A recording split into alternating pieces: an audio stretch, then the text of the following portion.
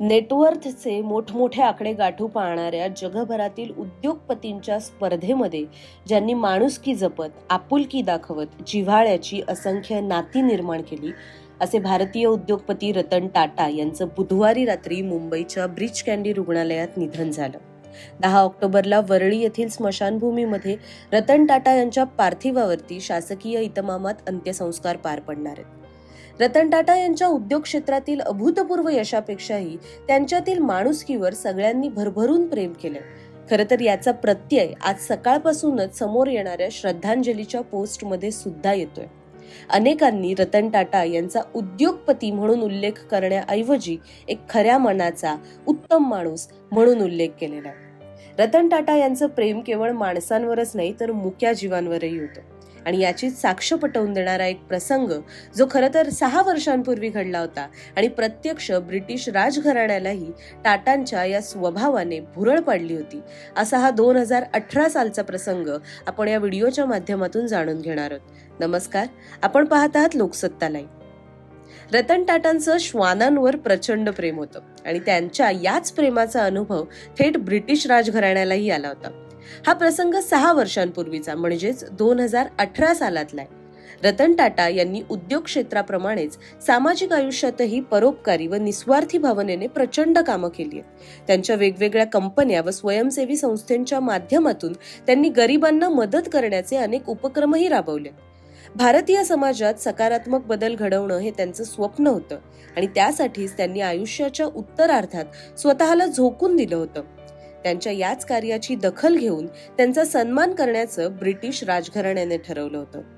Buckingham palace येथे होणार होता हा पुरस्कार सोहळा.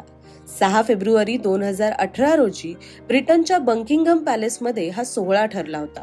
ब्रिटिश राजघराण्याने रतन टाटांचा सन्मान करण्यासाठी जंगी सोहळ्याचं आयोजन केलं होतं. आता प्रत्यक्ष राजघराण्याकडूनच पुरस्कार प्रदान केला जाणार होता, त्यामुळे कार्यक्रमाचं आयोजन, निमंत्रितांची सोय आणि इतर सर्व बाबी तशाच जंगी होत्या. सारं काही ठरलं होतं. रतन टाटांना थेट प्रिन्स चार्ल्स तृतीय यांच्या हस्ते त्यांच्या समाजकार्यासाठी जीवन गौरव पुरस्कार देण्यात येणार होता. राजघराण्याकडून हा पुरस्कार मिळणं हा एक मोठा सन्मान होता, हे आता वेगळं सांगायची गरजच नाही. पण रतन टाटांनी या पुरस्कार सोहळ्याला येण्यास चक्क नकार दिला होता. उद्योजक सोहेल सेठ हे स्वतः या कार्यक्रमासाठी जाणार होते, त्यामुळे त्यांनी या संदर्भातला एक प्रसंग आपल्या इन्स्टा पोस्टमध्ये नमूद केलाय. आधी रतन टाटांनी सोहळ्यासाठी येण्याची तयारी दर्शवली होती. ठरल्यानुसार सगळं नियोजनही झालं होतं.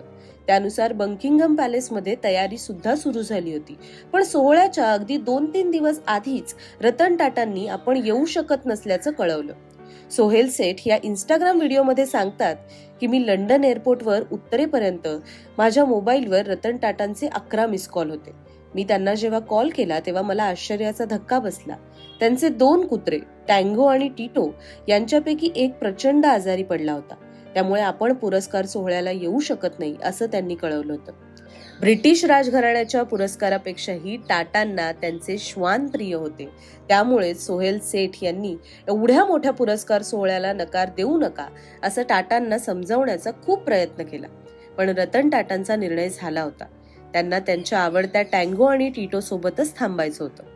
जेव्हा सोहेल सेठ यांनी प्रिन्स चार्ल्स यांना याबाबत कळवलं तेव्हा त्यांची काय प्रतिक्रिया होती ते सुद्धा त्यांनी आपल्या व्हिडिओमध्ये सांगितले. सेठ म्हणतात की जेव्हा प्रिन्स चार्ल्स यांना रतन टाटा येत नाहीत याबाबत समजलं आणि जेव्हा त्यामागचं कारण कळलं तेव्हा खरं तर त्यांना याचं मोठं कौतुक वाटलं. ते म्हणाले, हा खरा माणूस आहे. रतन टाटा असेच आहे. त्यामुळेच टाटा घराणं आज इतक्या उंचीवर आहे. त्यामुळेच टाटांची प्रगती इतक्या शाश्वत पद्धतीने होते.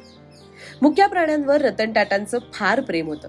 त्यातही श्वानांवर त्यांचा विशेष जीव होता.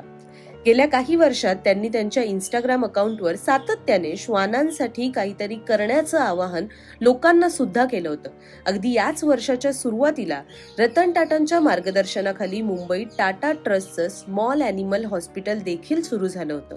केवळ माणुसकीच नाही तर भूतदयाही दाखवणाऱ्या रतन टाटा यांना आमची सुद्धा आदरपूर्वक श्रद्धांजली.